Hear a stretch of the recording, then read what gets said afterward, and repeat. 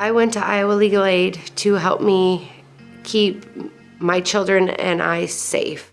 Unfortunately, it was a hard thing to do, being that I was keeping them safe from their own father. They dropped on me at a prenatal appointment and they found drugs in my system, and so they called it into DHS and then they removed my kids.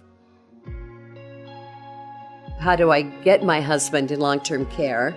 How am I going to be able to pay for this? And what my responsibility was going to be, because I still needed to maintain my lifestyle.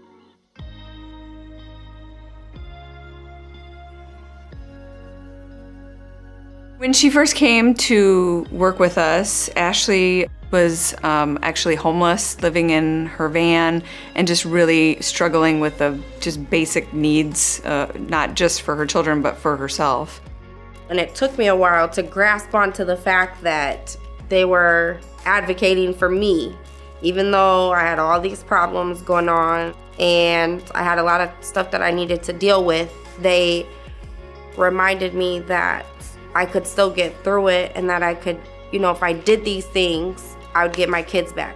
The biggest need was a roof over her head, because without that, nothing else is going to fall into place for her. The social worker on the project was able to help her get into substance abuse treatment, help her make sure she's going to testing, get into some mental health treatment. She'd kind of work me through like the ins and outs. Like if she felt like DHS wasn't being fair, there was times like when I had been putting in a lot of real work and they weren't giving me enough of my rights back as their mom. They would just advocate for me. It was just nice to have somebody there for me. They really made me feel cared about, and they made me feel like my case mattered.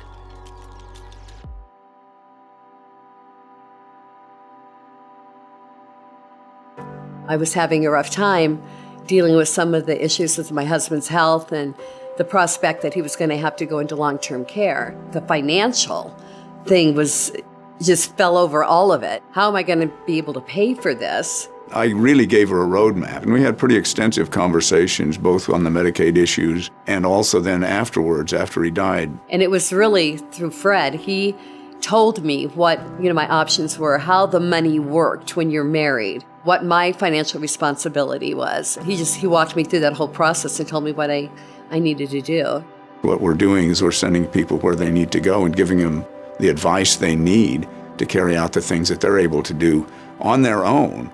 And so then at that point, I did hear back from her that she was, had been successful and was really pleased and appreciative of the help. I think it really made a difference that I had that information Fred gave me. If I got some misinformation, I could say that isn't what I was told.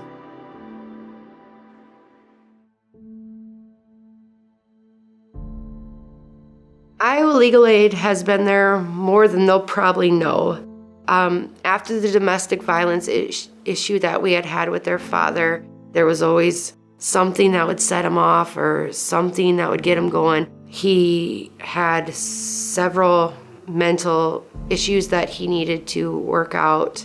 I think one of the best things that we do for our clients is to put their mind at ease. Our goal was to make sure that there was a court order in place that kept these kids safe and made sure that any parenting time they were to have with Dad was going to be safe and they were not going to experience any more trauma. She listened with a lot of compassion and understanding and made me feel very, very comfortable. And she basically changed my world.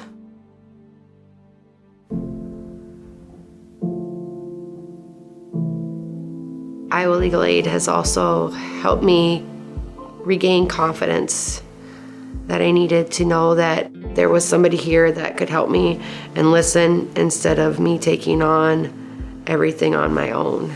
Mental health-wise, it made a huge difference in having access to that, just information that I could trust. And I will be forever grateful. I don't really want to imagine what my life would be like if, I didn't have this group of women to help me through my problems.